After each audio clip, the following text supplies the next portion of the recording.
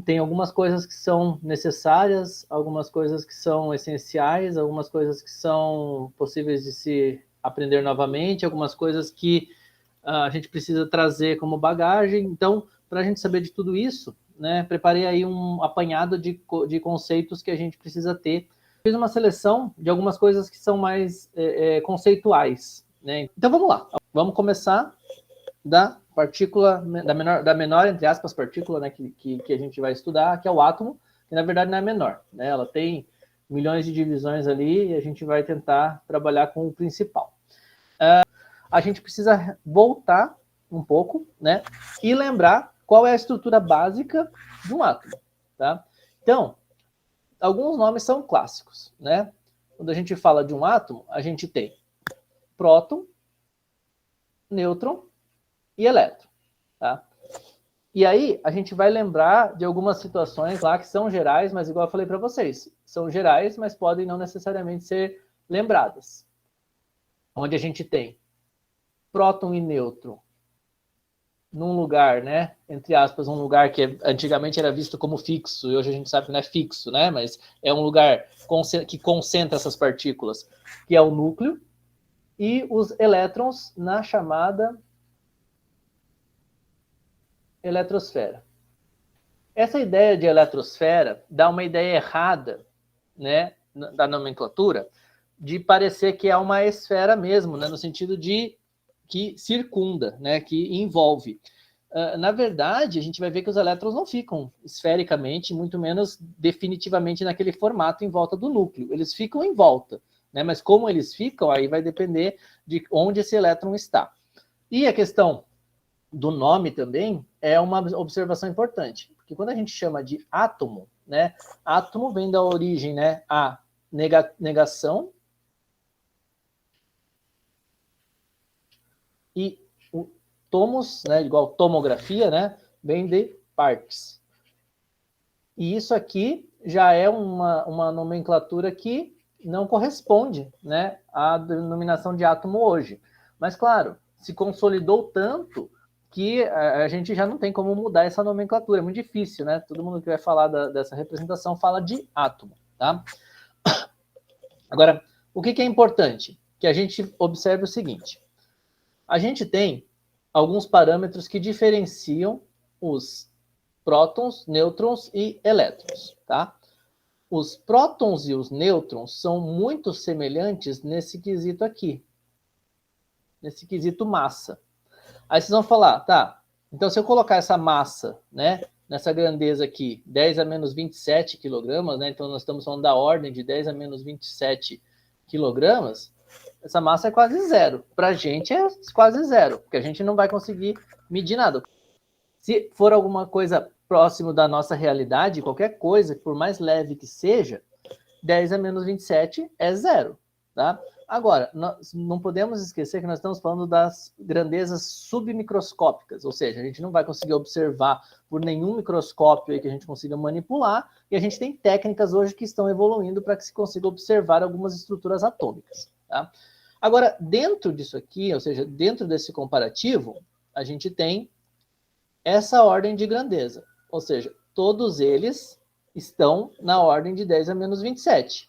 Isso quer dizer, eu posso comparar tudo dentro da ordem de 10 a menos 27. E aí, se eu fizer essa comparação, eu vou fazer uma relação entre massa em quilogramas, aqui ó, quilogramas, e massa em unidades de massa atômica, tá? Então, se eu fizer essa relação em unidades de massa atômica, né, unidades de massa do átomo, quer dizer, quais são as unidades que compõem o átomo? Os prótons e os nêutrons com massa maior. Então, eu faço uma relação onde eu estabeleço que este valor, tanto da massa de um próton, quanto da massa de um nêutron, é quase que 1. Tá? Então, observem aqui, ó, né? É aproximadamente 1. É aproximadamente 1. Tá? E se a gente fizesse o mesmo comparativo com o elétron, quanto que a gente vai ter de massa, né? A gente faz essa mesma relação aqui, ó. A gente vem e vê que por qualquer arredondamento que eu fizer, eu vou tirar, né, as casas decimais e eu vou ficar com aproximadamente quanto? aproximadamente 0, tá? Aí você vai falar para mim, e o que isso tem a ver? Né? Qual é a relação que isso me traz? Que quando a gente vai considerar, né, deixa eu tirar a carga aqui antes, senão vai confundir. Quando a gente vai considerar a massa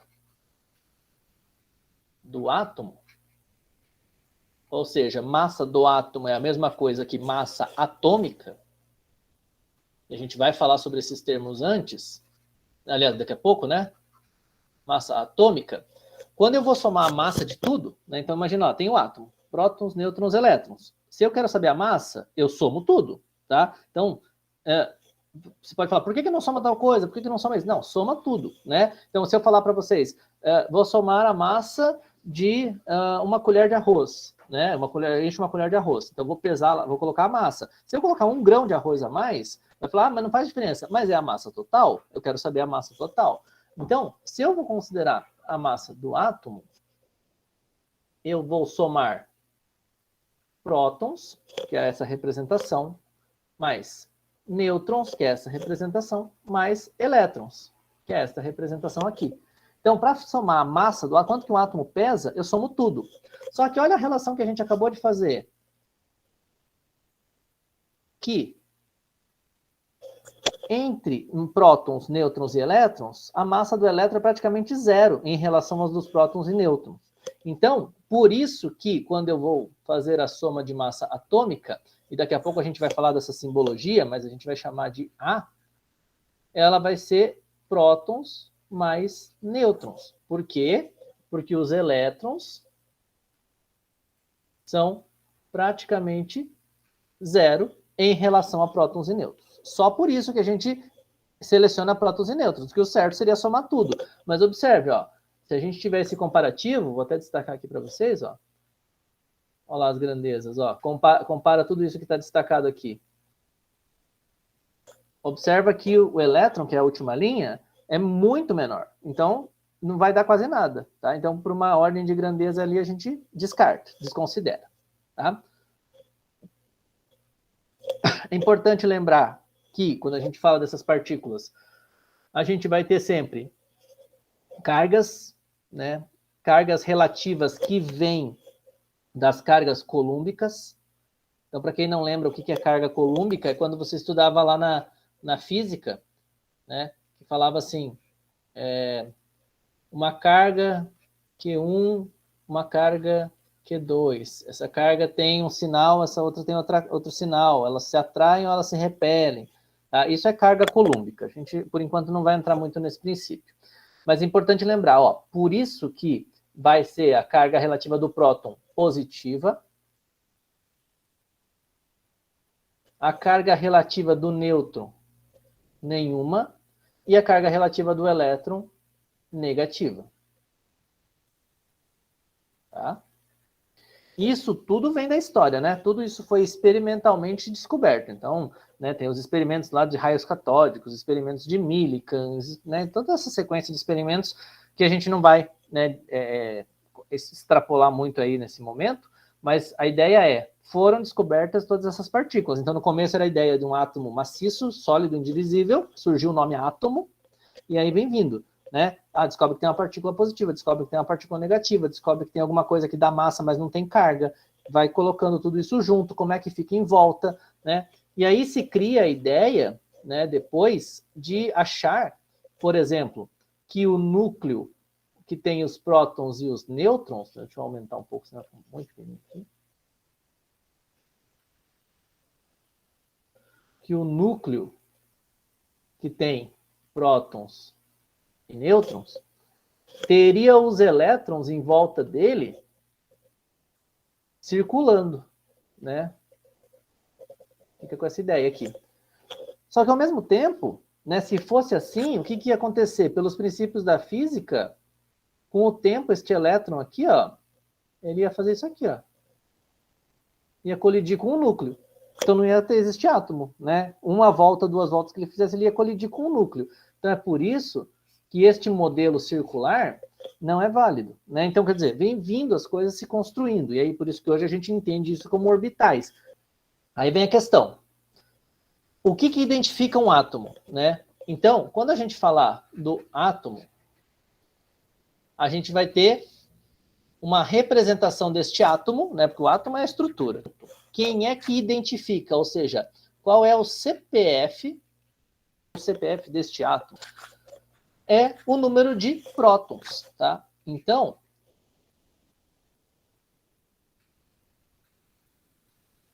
o número de prótons é que vai determinar de qual elemento eu estou falando.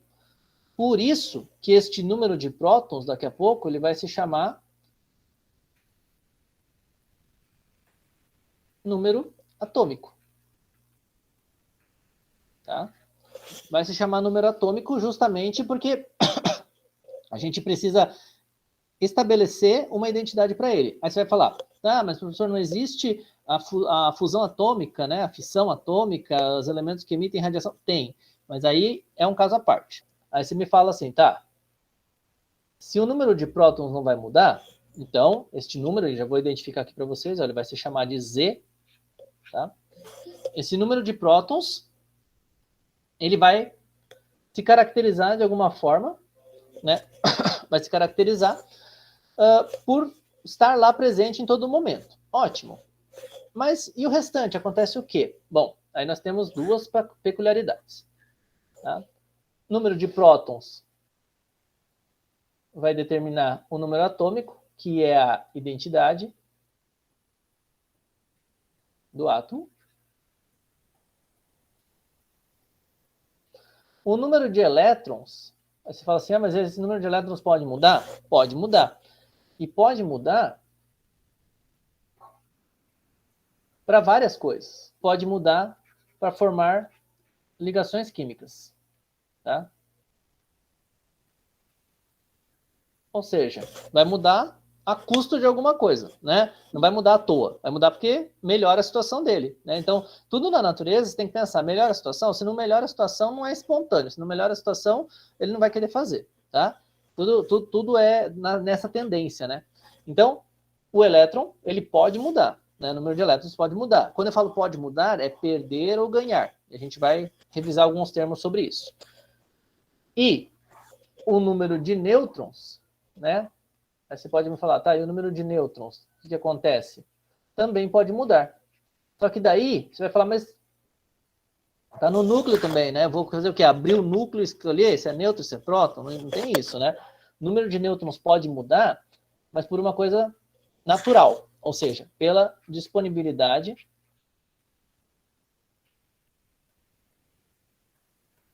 natural, tá? Beleza. Então, a gente vai partir desses pressupostos aqui para poder trabalhar com esses conceitos. Ponto importante. Qual que é a massa, né, aproximada de cada uma dessas situações aqui? A massa, né, dos prótons e nêutrons. É 1, né, de cada um deles. Ou seja, mesmo que eu fale do arredondamento, ó, são 2 casas depois da vírgula, então é um número que é quase 1 mesmo, né?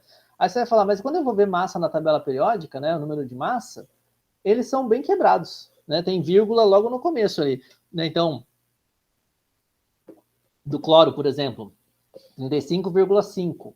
Você fala assim, mas de onde apareceu esse vírgula 5, né? E não soma tudo e dá arredondado mesmo.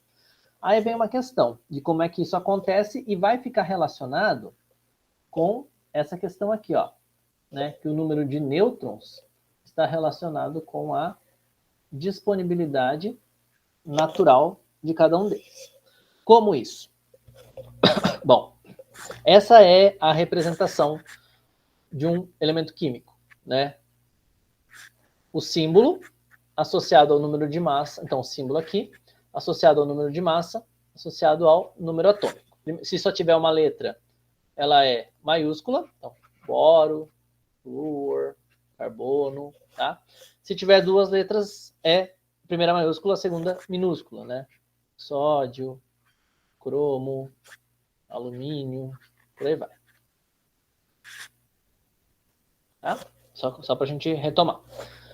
Beleza. E aí essa questão de simbologia atômica, aí você vai falar assim para mim, tá? Então, por exemplo, se eu pego o neônio, né, que é o nosso exemplo que a gente tem aqui, Você vai falar assim, ah, mas qual que é a massa do neônio, né? Qual que é o número de massa do neônio? Então, o número de massa do neônio, 20,18. Vamos imaginar o seguinte, que a natureza nos fornece neônio. Tudo bem, tá? Assim como a natureza nos fornece hidrogênio, assim como a natureza nos fornece hélio, assim como a natureza nos fornece, né? Só que ela fornece de cada uma de uma forma. Então, por exemplo, como que é o hidrogênio natural? Ou seja, como é que o hidrogênio é obtido naturalmente? Como é que o hidrogênio está na atmosfera? Como H2. Então, H2 é o gás hidrogênio.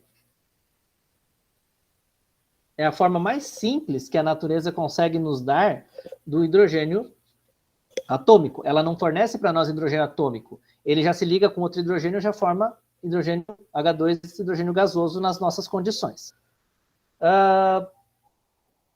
Hélio. Hélio também, né? Hélio é um gás que a gente obtém na natureza na forma elementar, né? Tá cheio de hélio, tem um percentual aí no hélio, de hélio na atmosfera, e esse percentual de hélio também existe lá no Sol, né? Que a gente tem ali as queimas e tudo mais. Então, a natureza fornece nesse sentido. As transformações do universo, vem lá, a coisa se compõe.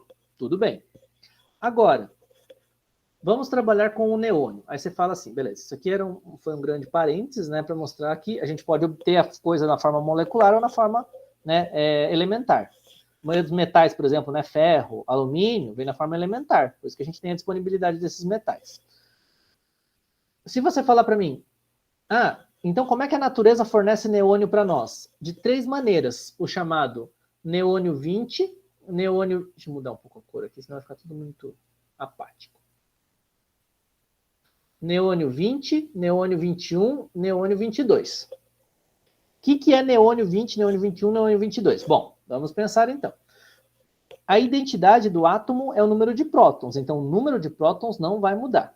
Tá? Então, o neônio, aqui, ó, né, pela nossa legenda, traz o número de prótons, que é o número atômico, que é a identidade dele, aqui embaixo, como sendo o Z. E qual é o Z, né, do neônio? 10. Tá?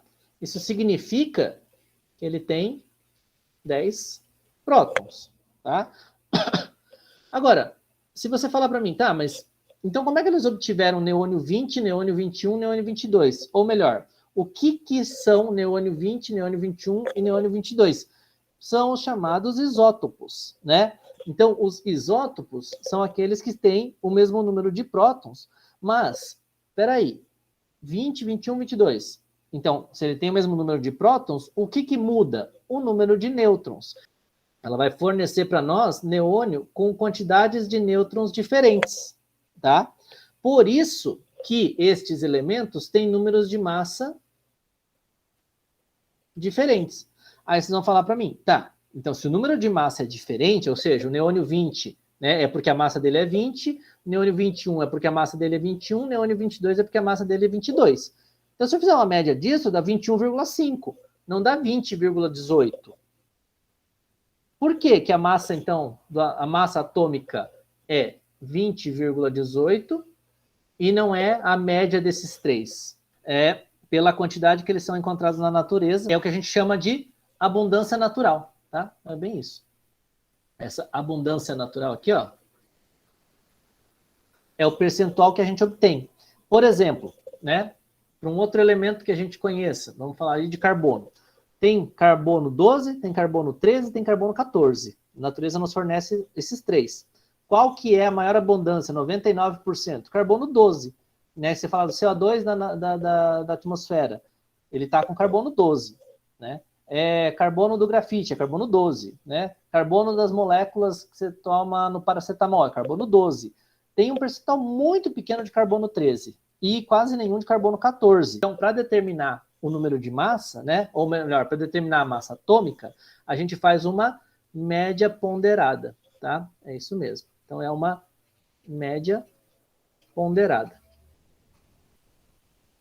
Tá? Para quem não lembra o que é média ponderada é a gente leva em consideração o percentual de ocorrência de cada um. Então, quer dizer, a gente faz lá a média, considerando que 90,48% tem massa 20, número de massa 20, 0,27 tem massa 21 e 9,25% tem massa 22. Ou seja, vai ficar muito mais próximo esse número. Esse número vai ficar muito mais próximo de 20, porque a ocorrência dele é muito maior, e vai ter uma pequena contribuição do 21, vai ter uma maior contribuição do 22, tá? E aí é por isso que a gente volta e sabe, então, que a massa atômica do neônio é de 20,18. Por isso que a massa do cloro, por exemplo, é 35,5, porque leva em consideração 35 e 37, tá? Por isso que a gente tem esses valores quebrados. Geralmente, então, o que acontece? Quando a gente tem um número muito exato, né, então, 0, ou nem aparece a vírgula, quer dizer que provavelmente a única disponibilidade natural é daquela mesma, aquela massa. Tá? Todos os que têm vírgula têm uma detecção de disponibilidade de massa, né, de outras espécies, de outras quantidades, mesmo que pequenas. E aí tem alguns pontos importantes para a gente destacar. Tá? Tem alguns conceitos que ficam em aberto, tá? Então, por exemplo, quando a gente fala de átomos e de moléculas. Por que eu falo isso? Porque quando a gente fala em átomos e moléculas, a gente às vezes quer mexer em algumas informações e mexe em informações erradas. Mexer em informações que eu digo, o que eu estou falando, de quem eu estou falando, quem é o meu objeto de estudo e quem é que varia dentro disso tudo, tá? Então, por exemplo, existe uma forma de colocar, né, que é uma forma de espaço preenchido, que é isso aqui, né? Não sei se vocês estão habituados ou não, mas basicamente ela resume esta informação aqui, né, na forma de um espaço. Então, quer dizer, onde que ocupa, né? Então, se eu falar da molécula de CO2 e conseguir observar, né, essa molécula aqui, ó, CO2, tá? Se eu conseguir observá-la, né, de uma forma microscópica, submicroscópica, eu vou observar dessa maneira que está aqui, né, essa maneira aqui, ó, que está cheia, né, ocupando todo o espaço. Mas não quer dizer que ela seja sólida, quer dizer que ali estão os elétrons dela, né? Então, eu quero que vocês entendam algumas diferenciações. Por exemplo, essa forma aqui, ó, eu estou marcando em azul, ela é mostrando as ligações químicas. Não tem problema se vocês não lembram os tipos de ligação, como é que elas ocorrem. Só quero que vocês saibam que quando a gente desenha dessa forma com os tracinhos, né, a gente está mostrando as ligações químicas. E aqui embaixo, quando a gente coloca dessa maneira, deixa eu trocar a cor aqui para verde, a gente está falando da nossa fórmula condensada, ou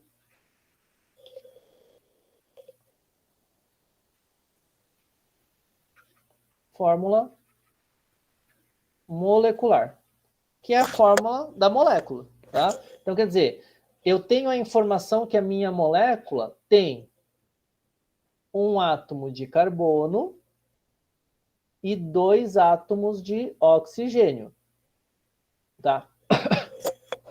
Se eu falar para vocês CO2, eu só estou dizendo que tem na mesma molécula um átomo de carbono, 2 átomos de oxigênio. Não estou dando mais nenhuma informação. Se vocês quiserem saber as ligações, a gente vai trabalhar com ligações químicas, e aí a gente vai complementar isso.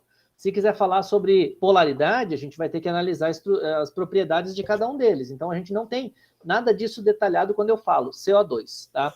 O mais importante é lembrar, é a molécula. Assim como, se eu falo da molécula de água, aqui, né, aqui ao lado, eu tenho um átomo de oxigênio ligado a 2 átomos de hidrogênio. Percebam que eu dei uma informação a mais. Aqui eu mostrei os tipos de ligação e mostrei o ângulo de ligação, tá? Agora, se eu falar para vocês H2O,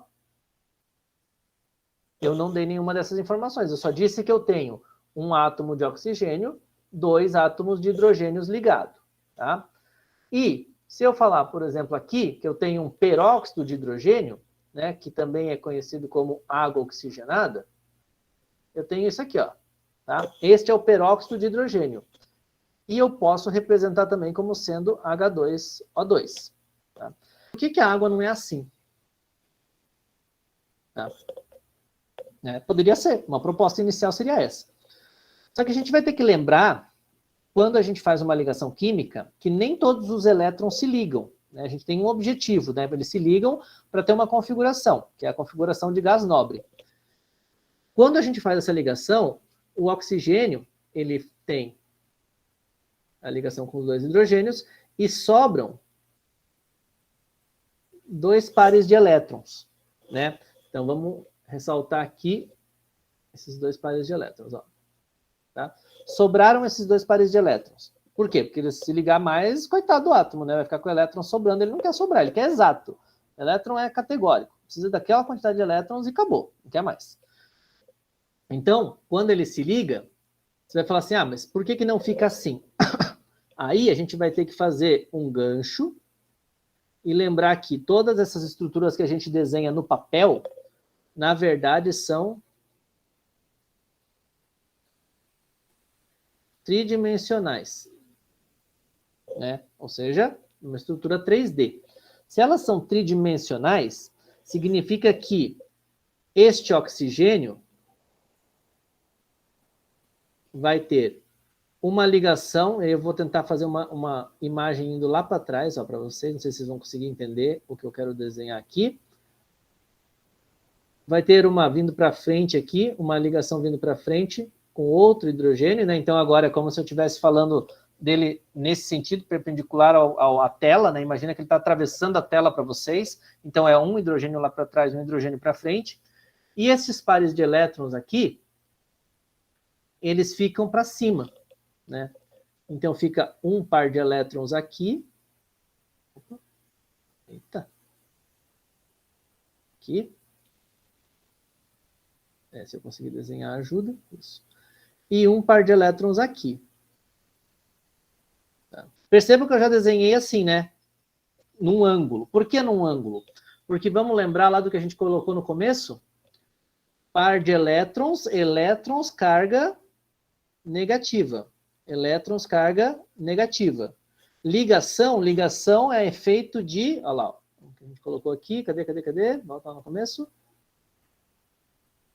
Ó, elétrons, ligação química.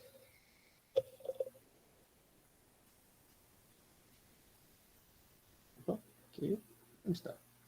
Aqui. Elétrons, ligação química. Então, ligação aqui... Elétrons, carga negativa, elétrons, carga negativa. O que carga negativa faz com carga negativa? Carga negativa, repulsão, repele, né? Então, se a água fosse assim, linear, que a gente chama, os outros pares de elétrons iam estar muito próximos. O que ele faz? Ele tenta empurrar, por repulsão. Então, ele empurra um pouco para baixo e ele fica confortável lá em cima, tá? Então, isso aqui, né, que eu representei para vocês, né? Então esse aqui não é, claro, né?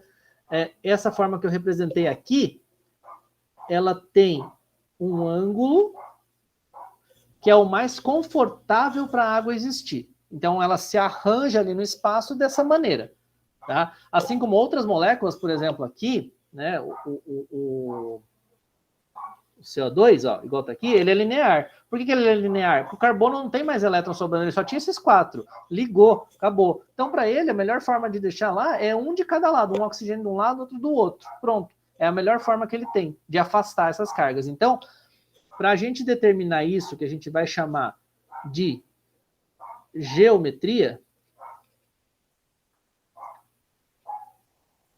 a gente vai ter que ver qual é o jeito mais estável que ele se relaciona tridimensionalmente, ou seja, no espaço. É muito comum que a gente tenha para cada situação um tipo de representação.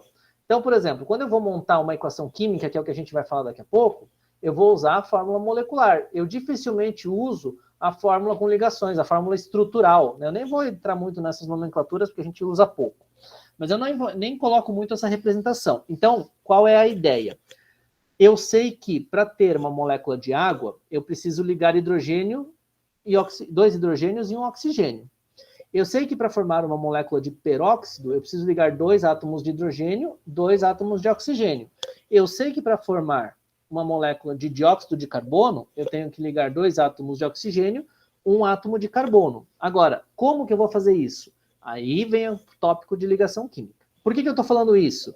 Porque quando a gente vai representar, a gente vai ter que lembrar sempre que se ocorre uma transformação química, né, eu posso fazer com que a água se transforme em outra coisa, ou que alguma coisa forme água. Só que a molécula de água, ela tem que ser contabilizada como um todo, né? Então eu não posso falar assim, eu quero que tenha mais hidrogênio do que oxigênio. Não, a água tem essa quantidade certa de hidrogênio e oxigênio. Eu não tenho como tirar um oxigênio da água e deixar os hidrogênios. Eu não tenho como tirar os hidrogênios da água e deixar o oxigênio.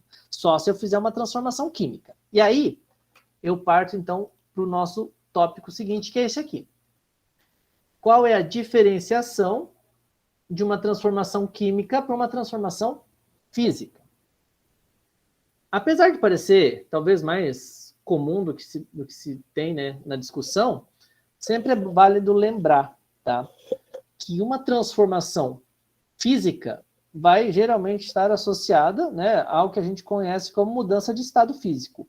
Mudança de estado físico, num rigor maior, né,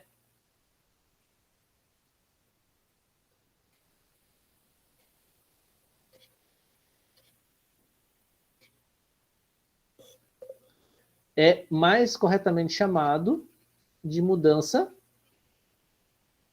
de fase, tá?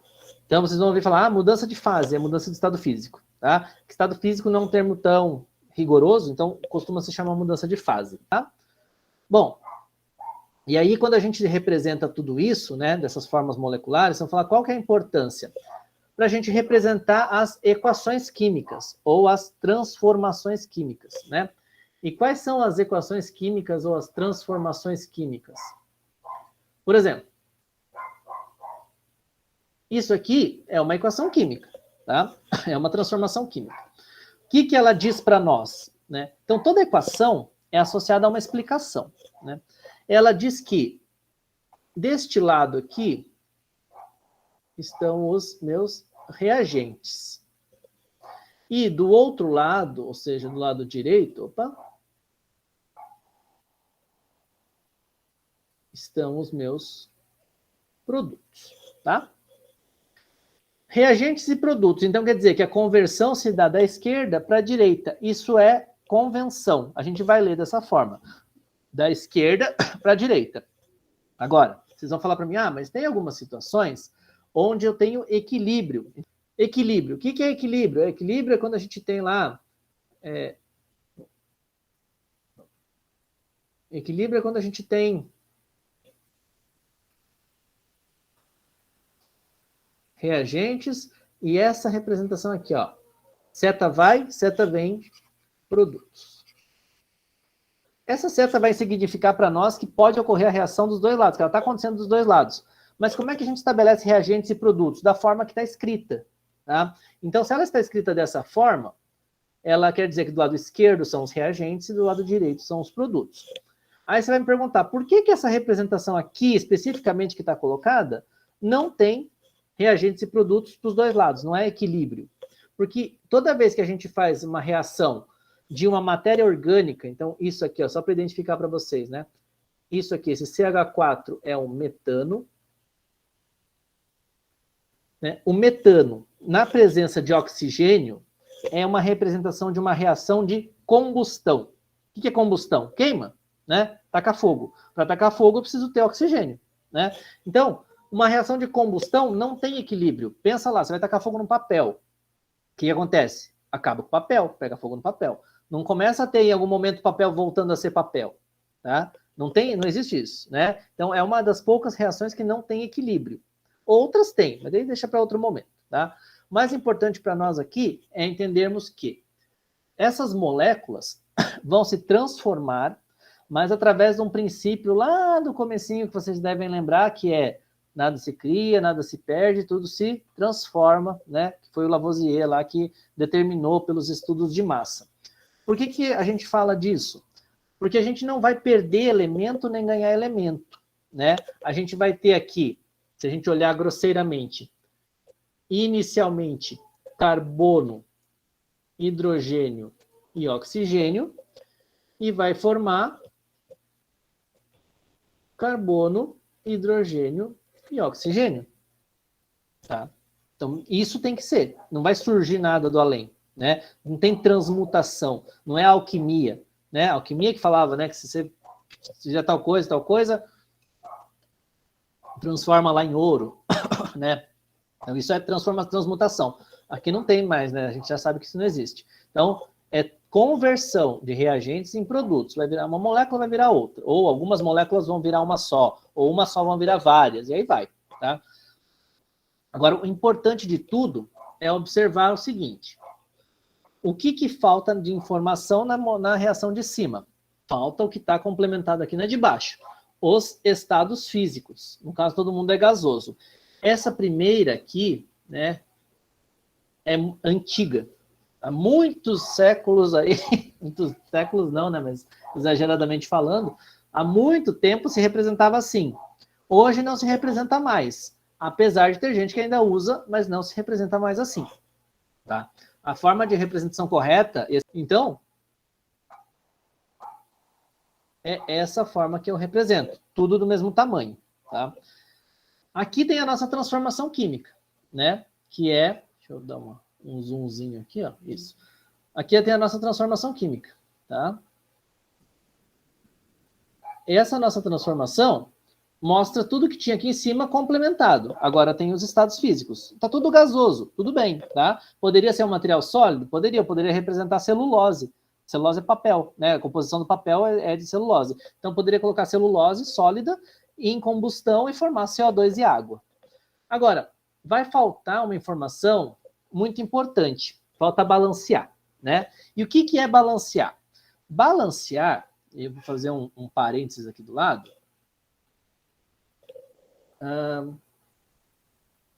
Aqui.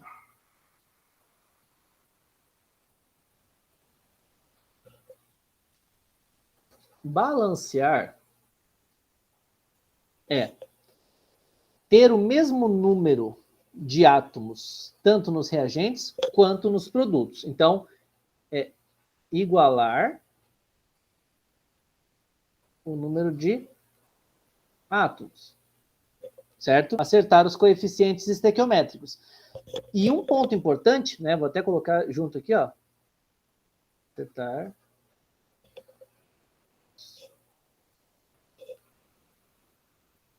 coeficientes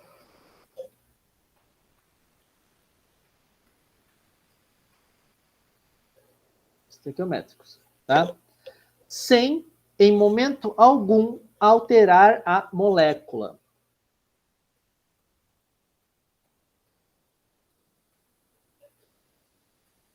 Sem alterar a ou as moléculas.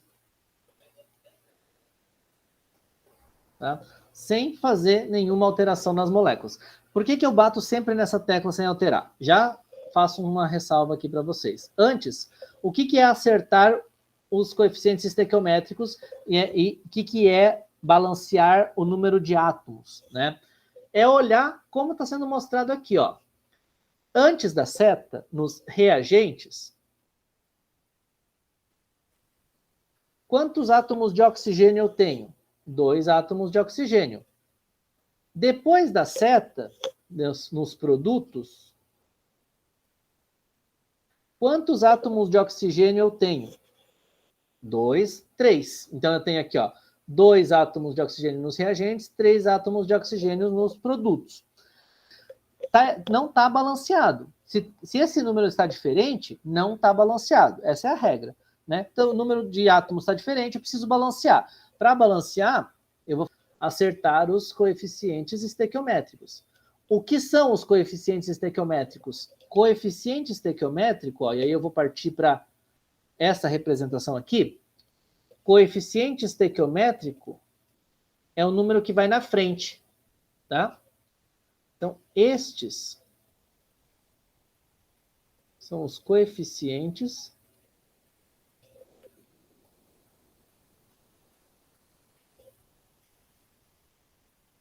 estequiométricos, né? Esses aqui. Ah, mas não tem coeficiente estequiométrico no CO2 ou no CH4? Tem, só que ele é 1, e 1 não precisa aparecer. Tá? Mas se quiser, está aqui. Ó. Tá? Então, também são coeficientes estequiométricos. Por que eu falo muito dessa parte de coeficientes estequiométricos?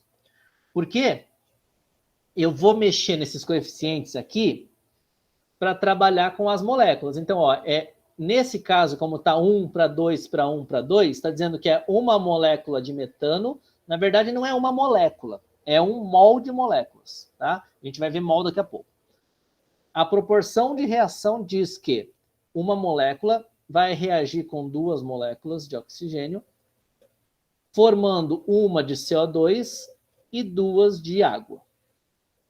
Tá? Então, é essa estrutura aqui que se forma. Tá?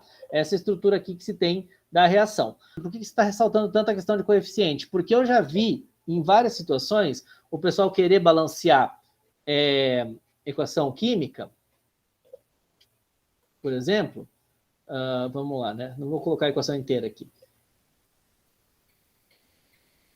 Por exemplo, tem isso aqui, né? Vai ter a transformação lá, e querer mudar e colocar, por exemplo, assim, vai ter alguma coisa que precisa de 2 oxigênios. Aí coloca assim.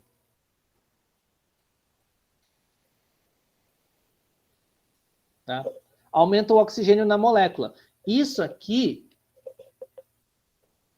não pode acontecer. Por quê? Porque isso aqui é outra molécula. Já descaracteriza toda a reação, tá? Então, eu não mexo no coeficiente, porque o coeficiente vem da formação molecular. Então, ó, eu coloquei lá no comecinho para vocês, lá em cima. É sem alterar a molécula, tá? Então, a gente vai fazer esse balanceamento de forma que a gente mantenha a estrutura da molécula e mude apenas os coeficientes estequiométricos. Tá? Daí vem a questão. Tá? Ressaltei agora para vocês, né? Mas vai mexer os coeficientes estequiométricos aqui, ó, 1, 2, 1, 2, mas isso, na verdade, é o número de mols. O que é mols? Né? Então, vale ressaltar essa terminologia aqui. Né? O que é mol? A gente já ouve tanto mol, mas é bom que fique claro. Quando a gente fala em mol, a primeira referência que a gente precisa ter é que mol é como se a gente estivesse falando em quantidades. Então, a gente está falando de dúzia, a gente está falando de centena, a gente está falando de resma, né, que é para papel, né, 500 folhas. Então, para cada quantidade específica, a gente tem uma grandeza, né, que a gente associa. Então, por exemplo, aqui está mostrando, né, ó, uma dúzia de bolas de gude, 12 bolas de gude. Uma dúzia de ervilhas, 12 ervilhas. Se eu falasse em dúzia de átomos, eu ia ter que ter trilhões de dúzias de átomos. Então, não adianta. A ideia da criação de mol é que a gente tenha uma grandeza que facilite, né, essa quantificação. Aí pensa, volta lá no comecinho, na primeira referência que a gente fez. Olha a massa do átomo, né, a grandeza da massa, 10 a menos 27. Para eu juntar alguma coisa que eu consiga pesar, eu tenho que ter muito. Então pensa lá, não adianta falar, eu tenho 100 átomos. 100 átomos não é nada. Tenho 2.000 átomos. 2.000 átomos não é nada. A massa é muito pequena, né? Por isso que a gente fala, uma pequena quantidade de algumas amostras tem, né, zilhões de átomos. Então, essa grandeza que facilita, ela é denominada mol. Ela é denominada mol, tá?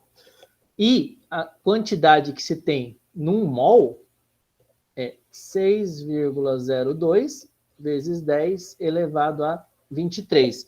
Isso dá 602 sextilhões. Ou seja, é muita coisa. Tá? Então, quer dizer, um mol de alguma coisa tem 602 sextilhões. Tem 6,02 vezes 10 a 23.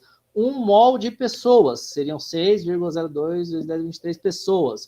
Um mol de livros, 6,02 vezes 10 a 23 livros, tá? Então, tudo isso É uma quantidade muito grande. Então, por isso que a gente só usa mol para substâncias muito pequenas, que no caso, né, são prótons, elétrons e elementos, né, mais elementos do que prótons e elétrons. Mas a gente, de vez em quando, pode trabalhar isso em quantidades equivalentes. Mas para elementos, para átomos, para moléculas, a gente vai sempre usar mol, tá? Então, isso aqui é uma quantidade, tá?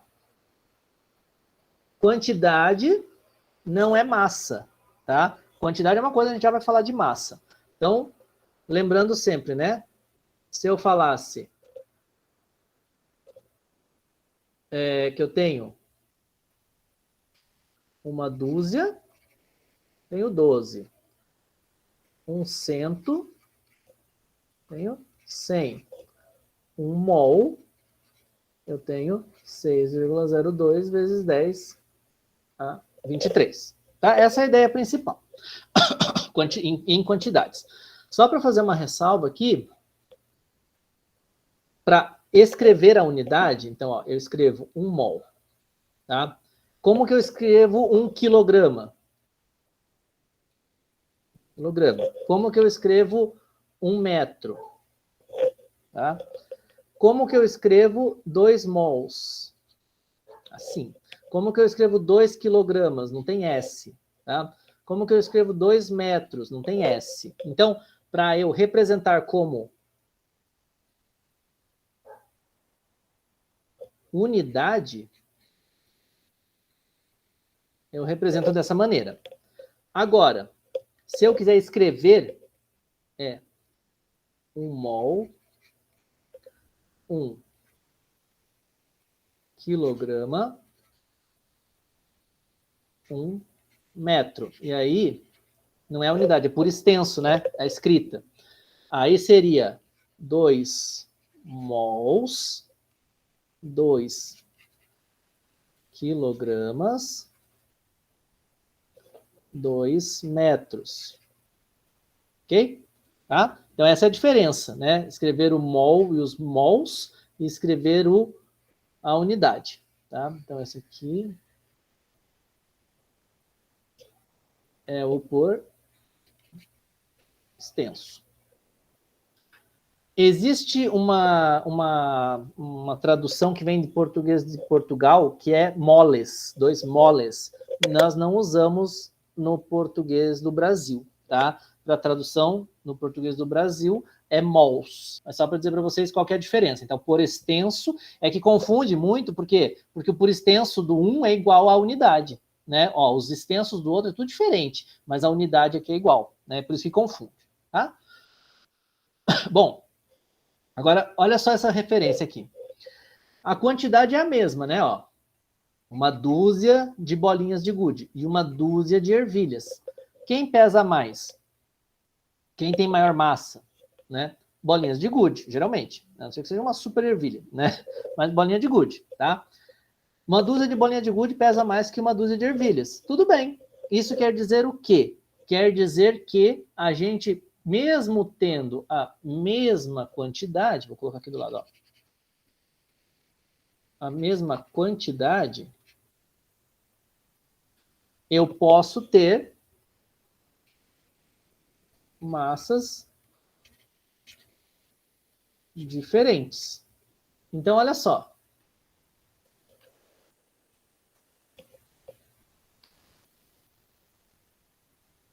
Aqui. Quantidade. Quantidade é o quê? Mol, né? Quantos mols eu tenho. Então, tá lá, tem um mol de tudo. Massas diferentes, eu posso ter massas dependendo da quantidade do que eu tenho, né? Se eu falar para vocês, é um mol de pessoas e é um mol de grãos de arroz, obviamente um mol de pessoas vai pesar muito mais do que um mol de grão de arroz, tá? Então, observe que é o seguinte, ó, como isso é verdade para os elementos químicos. Um mol, para todos eles, né? Um mol e um mol. Um mol de outra coisa. Um mol de alumínio pesa 26,98 gramas. Um mol de carbono pesa 12,01 gramas. Um mol de hélio pesa 4,003 gramas, mas todos eles têm a mesma quantidade de átomos nessa massa, tá? Então, observem, mesma quantidade não significa mesma massa, tá? E do que decorre isso, né? Por que isso acontece? Por vários fatores, né? Tem mais prótons, né? Então, por ter mais prótons, ele pode ser maior, né? Geralmente vai ter uma decorrência em tamanho. Tendo mais prótons, ele vai pesar mais, tendo mais nêutrons, ele vai pesar mais. Quando eu aglomero mais, né? Ele vai pesando cada vez mais. Isso para as moléculas vai ser a mesma coisa, eu vou ter átomos mais pesados, a massa vai ser maior naquela mesma quantidade, tá? Então, todas as propriedades, tanto de átomos quanto de moléculas, vão se diferenciar em massa, apesar de ter a mesma quantidade. Bom, e aí vem a questão. A gente falou de átomo, tem os íons, tá? Quem são íons? Íons são átomos que perderam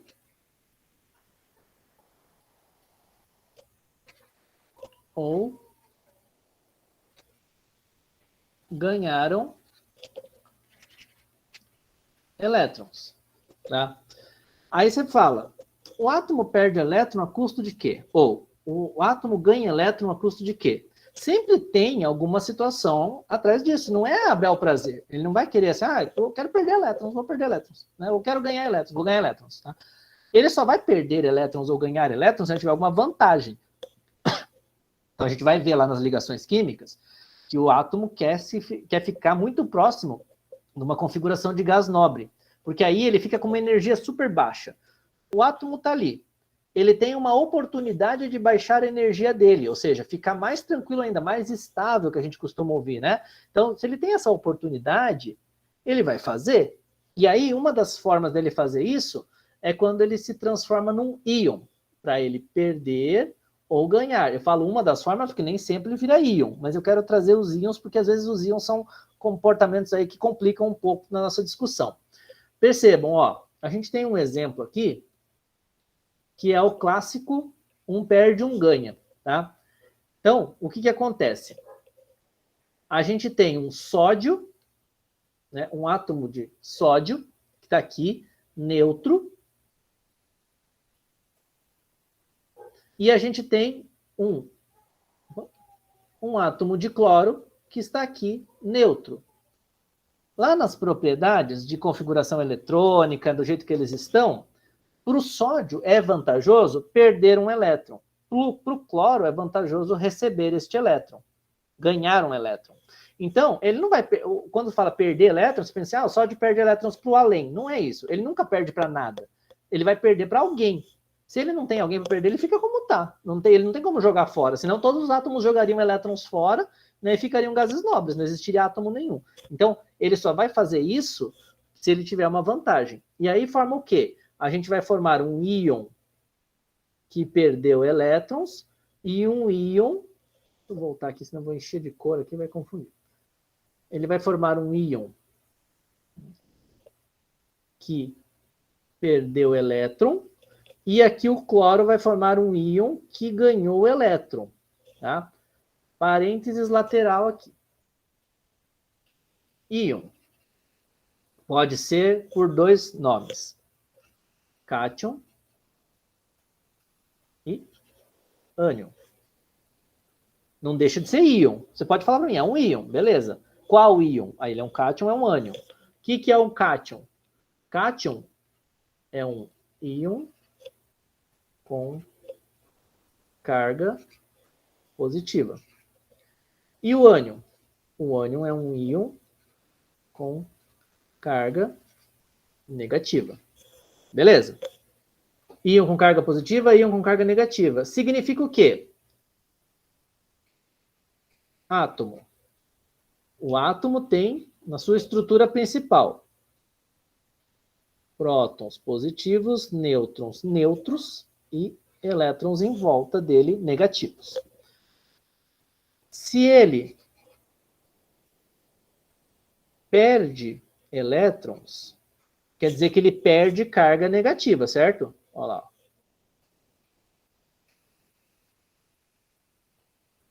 Se ele perde carga negativa, o que sobra? Sobra carga positiva, tá? Então, quando sobra carga positiva, eu tenho que o meu átomo ficou sendo um átomo carregado positivamente, né? Então, quer dizer, átomo carregado positivamente é um cátion que é resultante da perda de elétron. Um elétron, 2 elétrons, aí vai depender, tá? De novo, agora para outra situação.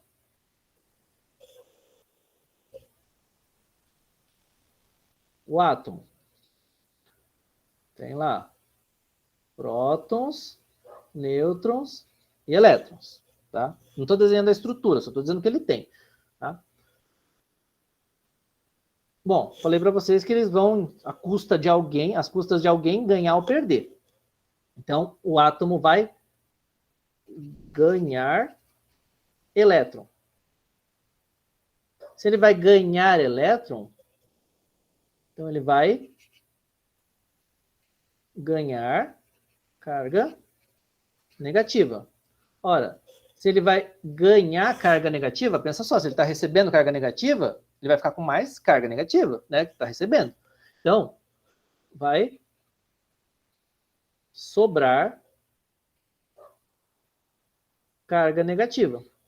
Então, este meu átomo, vou mudar a letra, né, vou colocar aqui um M. Não, M é de metal. Vamos colocar um B aqui, que vocês não vão confundir com outros. Vai ficar negativo, tá? Então, ele vai ser um ânion. E esse ânion é resultante do ganho de elétrons, tá? Ok? Então, ó, fator comparativo, tá? Um é resultante da perda, outro é resultante do ganho. Por isso que a gente tem os cátions e os ânions, tá? E aí, só para ilustrar para vocês, né, aqui tem as imagenzinhas, ó. Como que ele é neutro, perceba, é transformação química, é reação química, né? Então, olha aqui, o sódio, antes, ele é um sódio metálico, é metal, sódio é um metal assim, mas ele não é disponível na natureza, porque se você deixar exposto, ele pega fogo, né? Então, ele é um sódio com brilho lindo, mas você tem que trabalhar ele em solvente, geralmente, orgânico. O cloro gasoso, cloro é um gás amarelado, não sei se vocês já chegaram a ver, né? Mas geralmente ele fica em frasquinhos assim, é um gás bem amarelo. E quando mistura esses dois, nas determinadas condições, sabendo que um quer ganhar, outro quer perder elétrons, a gente tem o famosíssimo, né, que todo mundo aí conhece, cloreto de sódio, que é o sódio de cozinha, que tem que é o formato desses cubinhos bem bonitinhos, tá? Esse você pode ingerir. Perceba, você não pode ingerir o sódio, você não pode ingerir o cloro, mas o cloreto de sódio você pode. Por quê? Porque eles se combinam através de perdas e ganhos de elétrons e formam outra coisa. Então, é uma transformação química, tá? Mas só para ressaltar mesmo essa questão de quem são os íons, né? Os cátions e os ânions e como que eles se formam. Os ânions, principalmente, têm nomes específicos, tá? Tem nomenclaturas específicas para serem chamados. Então, né, quando você fala do ânion do cloro, eu vou marcar aqui, ó, o ânion do cloro, por exemplo, ele é Cl-, tá? Então, ele é o cloreto. Por isso que é o cloreto de sódio. Aí vem vários, né? Ó, do enxofre é o sulfeto, né? O S2-, do nitrogênio, N3-, o nitreto, né? E aí vai, óxido, tudo mais. Existem tabelas para isso, nos livros também tem as tabelas para isso, tá? Então você não precisa decorar. Mas a maioria deles vocês usam, então vocês acabam se acostumando com essa nomenclatura, tá? Agora, para os cátions, existe uma nomenclatura antiga e uma nomenclatura atual. Para os cátions, a gente tem, por exemplo, aqui, ó, Não sei se vocês estão acostumados a ver, mas vamos escolher o ferro, né? Aqui, ó.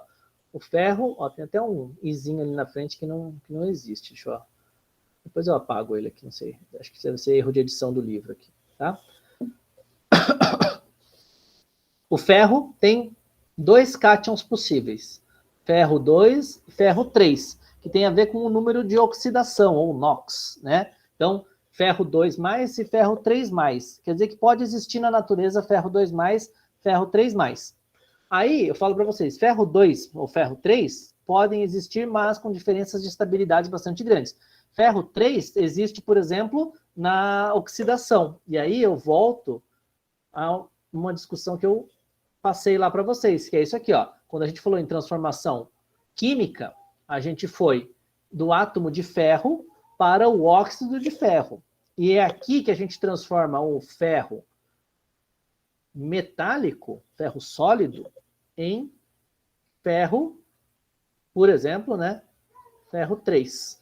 Seria o ferro 3+, que é isso aqui, tá? Que é esse aqui que eu estou mostrando para vocês na setinha, tá? Então, quando a gente faz essa transformação, é pela perda ou ganho de elétrons, né? Aí vocês vão falar, a gente estava acostumado a ver alguns nomes, né? O ferroso, cuproso, cúprico. Isso a nomenclatura é uma nomenclatura antiga, tá? Se tem ainda, mas é pouquíssimo usada. O que é mais comum hoje é identificar o número de oxidação.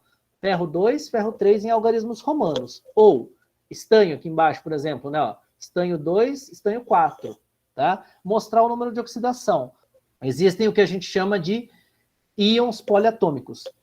Íons poliatômicos são os íons, geralmente ânions, né, que vocês vão ver aqui, compostos por mais de um átomo. Por exemplo, né, acho que nem está aqui, deixa eu ver, não está aqui nessa lista, né, porque são alguns, mas esse aqui vocês já devem ter ouvido falar, ó, SO4 2-, que é o sulfato.